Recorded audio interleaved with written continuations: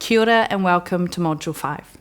Can you remember one thing you learned from the previous module on screening and vetting? What inspired you? Often it comes down to one simple decision and action that you do that makes a difference. A comment in your preaching, a notice on a wall that you speak to the whole congregation about, or asking some questions before you appoint a person to a position. Today's module is called The Importance of Child Protection Training. Our presenter for the next 2 modules is Pastor Linda Bayliss. Linda has 15 years' experience working in this area of child protection.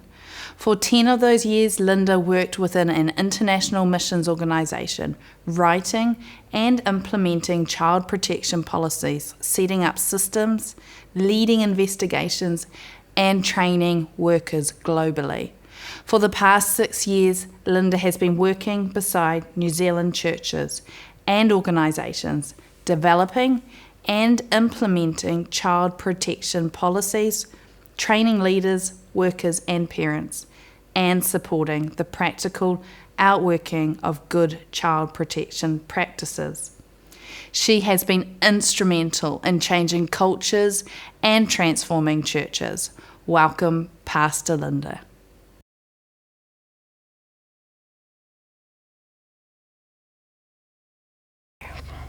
Welcome to Module 5 on the importance of child protection training. As credentialed ministers, we each play a key role in helping our churches be safe places for children and young people. This module will help you understand why regular training matters and how to equip others in your church community to keep children safe from harm.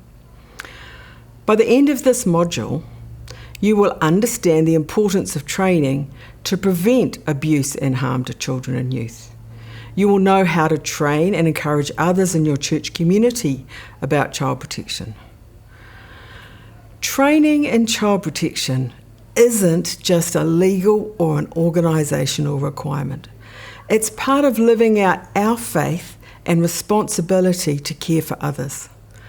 When we're trained, we know what to look for, how to respond, and what steps to keep children and young people safe. Good training builds confidence for leaders as well as those in your church community. It helps us act early, prevent harm, and respond wisely if something does happen. Churches with well-trained leaders, helpers, and volunteers are more likely to protect children before harm occurs and then respond effectively when issues arise. Children and young people are part of every area of church life. Your worship services, small groups, activities, outreach, camps, community events. This means that everyone in the church has a role to play in the safety and protection of children and youth. There are different groups who need training suited to their role. Pastors, elders and board members, because they provide oversight and decision making. Appointed leaders, such as your department leaders, ministry leaders or team leaders. Those with direct contact with children and youth, obviously children's ministry and youth leaders. Church members and your congregation, so that everyone understands what is expected and they can recognise when something isn't right. This builds your culture of child protection in your church. Now, there are different kinds of training that helps keep this culture active in your church. Firstly, induction training. This is given when somebody is appointed to a role. Secondly, refresher training, every 2 to 3 years to keep awareness and understanding up to date. Thirdly, ongoing training, short reminders or updates, like including child protection as a regular topic in board or team meetings, having short presentations in church services or newsletters. Event-specific training for helping volunteers at one-off special activities, might be a camp, a holiday program, or an outreach event. Everyone needs to know the behavioural standards expected how to report concerns, and any special safety measures for an event. Each church's training should include topics that reflect your local context and policy. These can include your local church's child protection policy and procedures, which demonstrates your church's commitment to child protection, the practical steps your church is taking to reduce risk to children and youth. Also, professional responsibility and boundaries, understanding power, status and ethics in ministry. The code of conduct, which is the behaviours expected of all adults when interacting with children and youth. Could be understanding abuse and neglect. What is it? How does it happen? How common is it in New Zealand? And therefore, how does it impact your church community? Recognising grooming and other concerning behaviours. Also, recognising signs of abuse or neglect. Responding to disclosures or reports of abuse, and we will look at this in Module 6. Cultural awareness. Understanding that culture shapes how families and children express trust, respect and distress. You may be thinking, how do I know who needs what training? So here are two situations as examples that combines who needs the training, the types of training and the topics. So in example 1, this is induction training for pastors, elders and board members. So induction training is important for pastors, elders and board members because these roles carry governance, oversight and decision-making responsibility. So training should happen as part of their appointment into leadership. The training could cover the church's child protection policy. It also could include Assemblies of God responsibilities, understanding risk to children and young people's safety, and knowing how to respond appropriately to concerns or allegations.